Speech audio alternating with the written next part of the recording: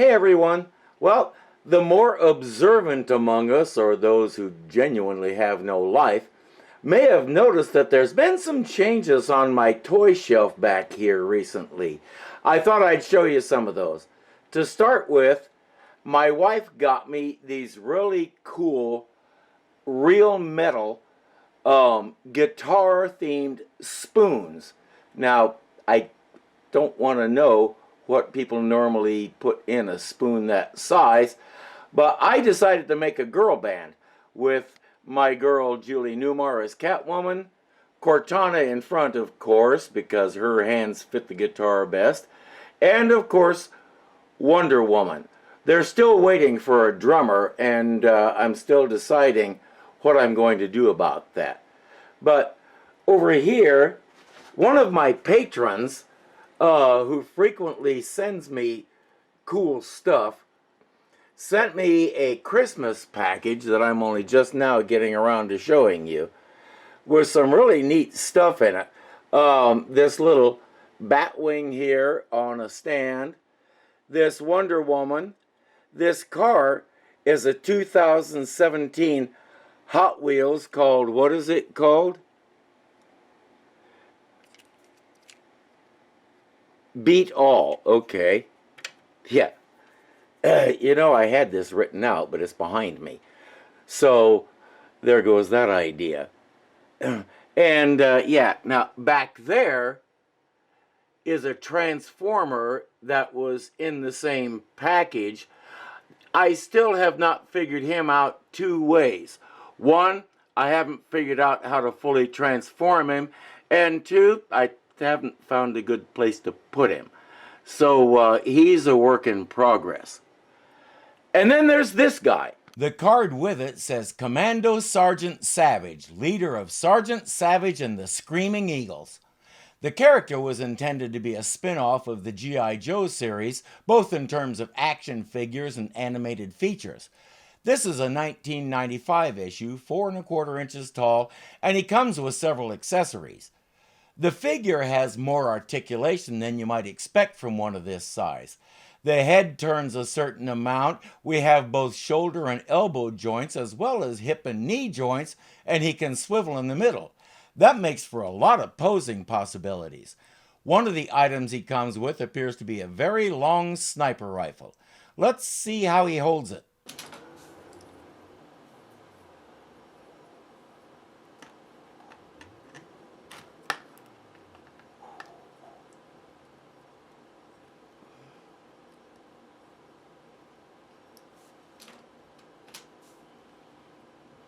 It would appear that he doesn't. Let's try something a little easier.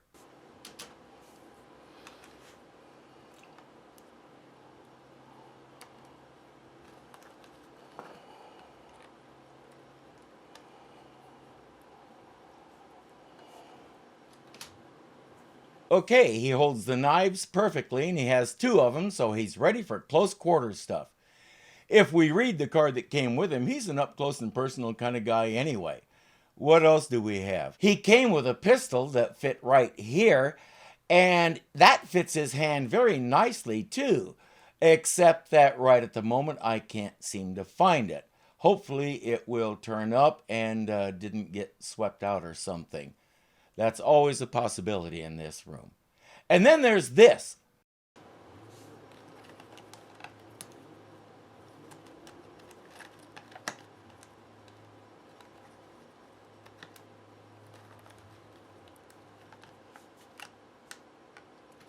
On weekends, he sells insurance. Oh yeah, she's angry at me. She went to the groomers this morning.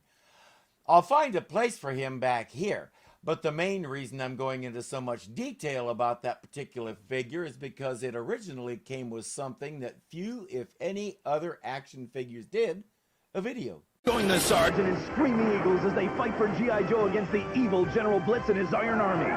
As I said, the Screaming Eagles were intended to be a spin-off of G.I. Joe, not just the action figures, but also the cartoon series. The VHS tape that came with Sergeant Savage had the pilot episode.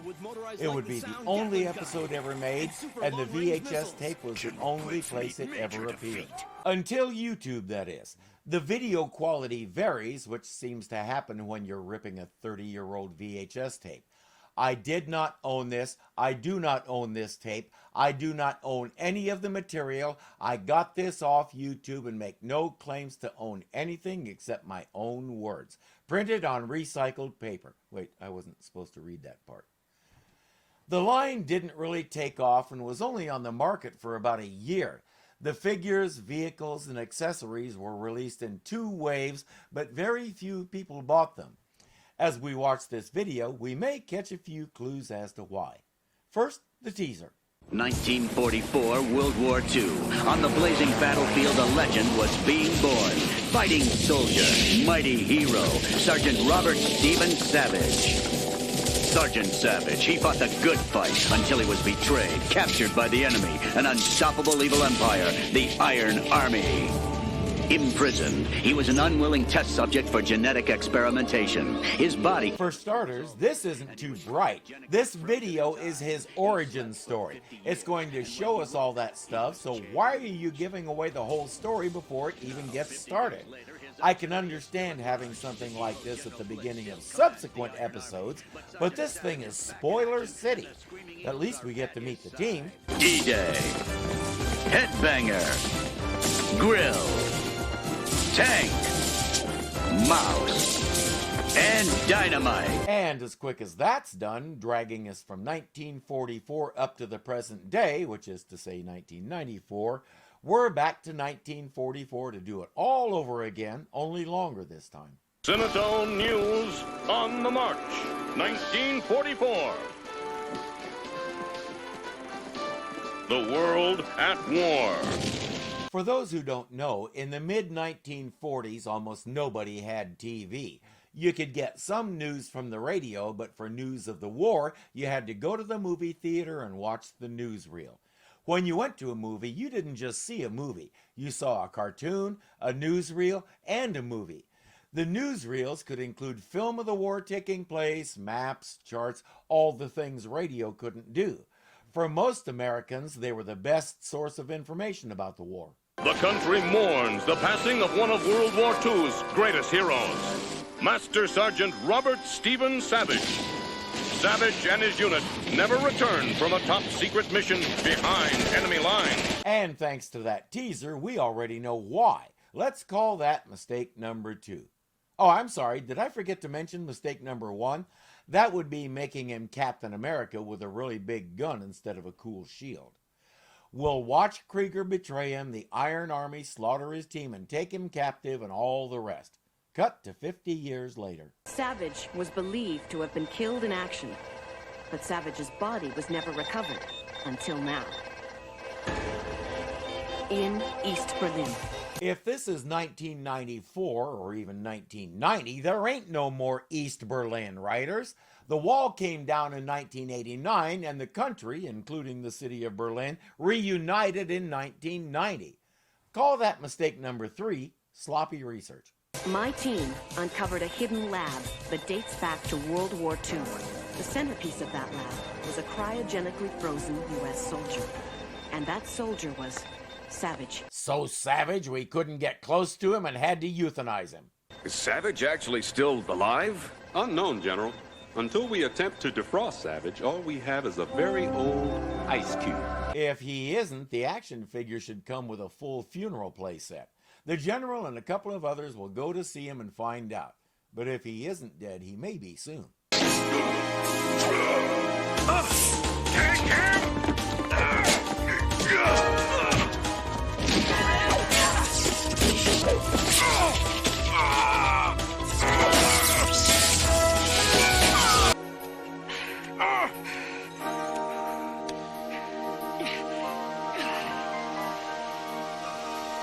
You didn't really expect a full Monty, did you? Sergeant Robert Stephen Savage reporting for...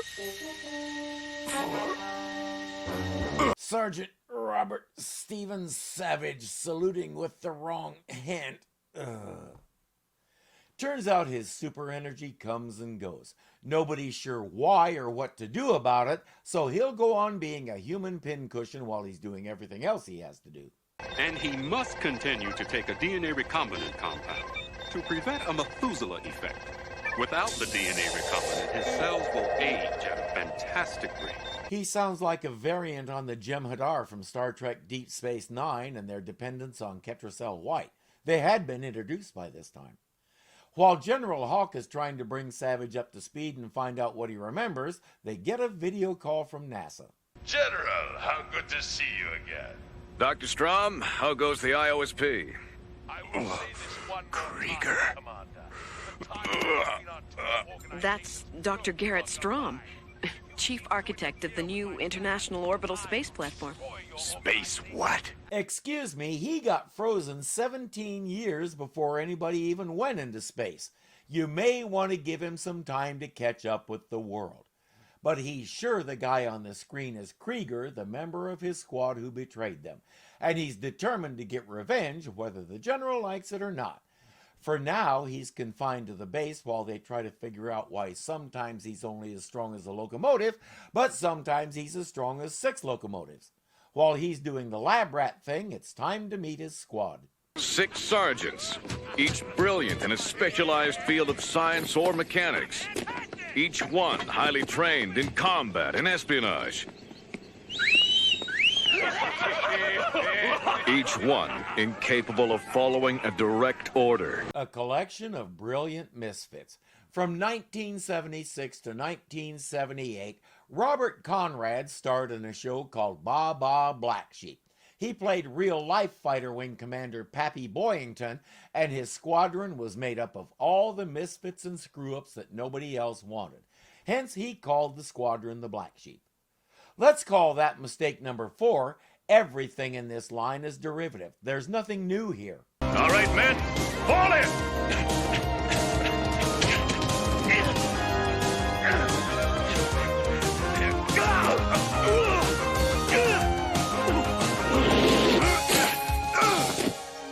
These guys are like mules. Before you can give them an order, you have to get their attention. General told you idiots to fall in. Gentlemen, and I use the term rather loosely, this is Sergeant Savage. Savage, huh? So you're the human ice buff we've been hearing about, huh? Something tells me they're not taking him seriously. It's time to play a little 6-on-1. When a superior officer orders you to fall in, you snap to! Make that 5-on-1. You do not ignore him. You stand quietly at attention! My mistake. 4-on-1. You do not speak until you are spoken to! No, 3-on-1. You do not howl in the presence of a lady! Okay, 2-on-1. 1-on-1 is a legitimate game. And you never mess with a bona fide soldier from the Second World War. Now it's none-on-1 because he broke the basket. This has also been done multiple times before. It even happened way back in the Sergeant Fury comics in the 60s. For those who don't know, before he morphed into Samuel L. Jackson, Nick Fury was a sergeant in the Army in World War II. He led a squad that came to be known as the Howling Commandos. In the original canon, after the war, he moved to the CIA, acting as both an agent and an analyst. When the international law organization SHIELD was formed, they tapped him to lead it. He had his own comic for a while, Nick Fury, Agent of SHIELD. He was a James Bond type with gadgets and the whole bit. And more than once, he did this to a group of misfits in both comic series. Multiple movies and TV series did it. Again, there's nothing new here. You knew exactly what's going to happen, whether you're 10 or 20. Cue the requisite training montage with Savage pushing them, encouraging them, and molding them into a fighting team. Now, the general said each of these guys is a brilliant specialist in some field. Guess what? We'll never find out what those fields are or see any of them use any special knowledge or ability. Mistake number 5, two-dimensional supporting characters. I used to fly one of these birds. You know, Sarge, we could fix this baby good as new. Even better. The primary vehicle in the Sergeant Savage line was the P-40 Warhawk. The actual plane was one of the major workhorses of World War II, since it was capable of both aerial combat and ground attacks. It could serve as a fighter escort or a bomber in its own right, and at low altitudes it was a match for anything the Axis came up with. The toy came with a special pilot version of the Sergeant, of course. The plane was a good choice. Let's call that positive number 1. Well, Savage, I'm impressed. You've turned these boys around fast. General, then if you're so impressed, me and the Screaming Eagles want the security detail of the space platform launch. Request denied. You know you're confined to the base, at least until your physical condition stabilizes. He says, we know your suspicions about the doctor, and a squadron of Joes will be at the launch guarding everything, without you. So we subtly establish a connection with the G.I. Joe line of everything. Call that positive number 2, not rubbing our faces in it. Strom is Krieger. Sergeant, it's not likely that your old enemy from 1944 is even still alive. I'm still kicking, ain't I? If they had the technology to do this, do you really suppose they wouldn't also use it on themselves? Whose sister did this guy marry to become a general? Sergeant Savage sleeps a lot, and when he sleeps, he gives us dream sequences about what happened the night they were wiped out by a giant robot army.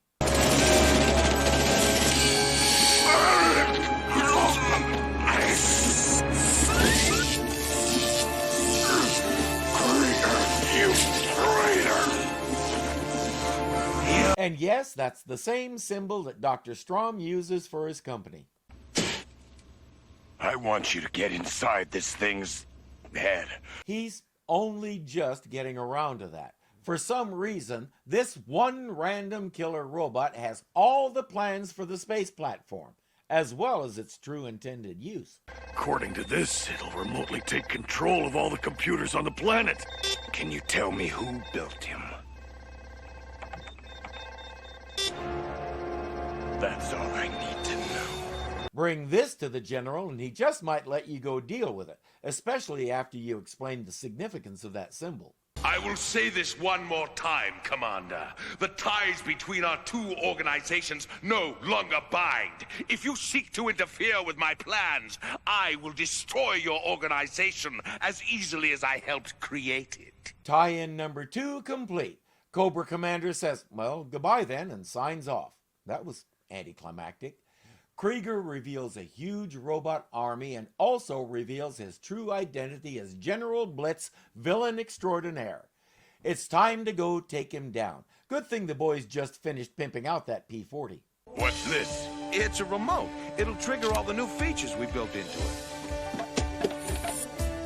Press the circle, and she comes when you call. Punch the triangle, and she's on autopilot.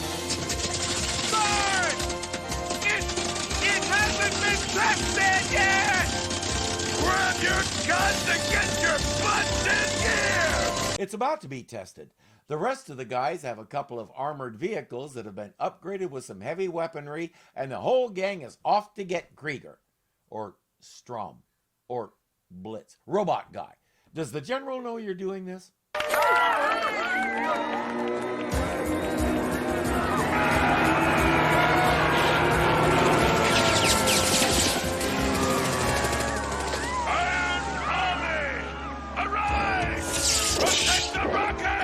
Savage and the gang start taking on the robot army, and we get lots of action sequences related thereto.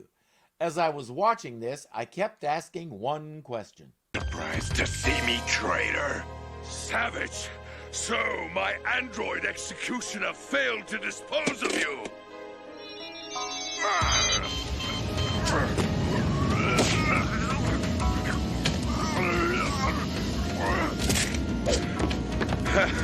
Same old Savage. And that question was, why aren't any of you trying to shoot the rocket? You know, keep it from firing. But Savage is fixated on Krieger, who is now a cyborg and at least as strong and agile as Savage is, and his men are fixated on the robots. So nobody's paying attention to the main event that they came here to foil. Mistake number 6, excessive digression. Fire! 1, 2! That rocket has a ring of fuel tanks around its base. Imagine what that barrage would have done to it. But efficiency doesn't generate enough drama. We have to watch the countdown finish and the rocket blast off, with Krieger/Strum/Blitz/Identity Crisis aboard. Looks like he's going to get away and execute his plan.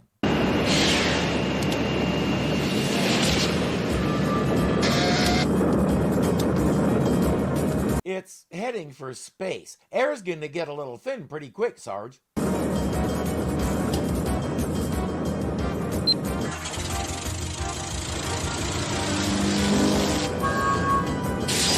I told you it was a ring of fuel tanks. It won't take much. This one's for my boys, Krieger!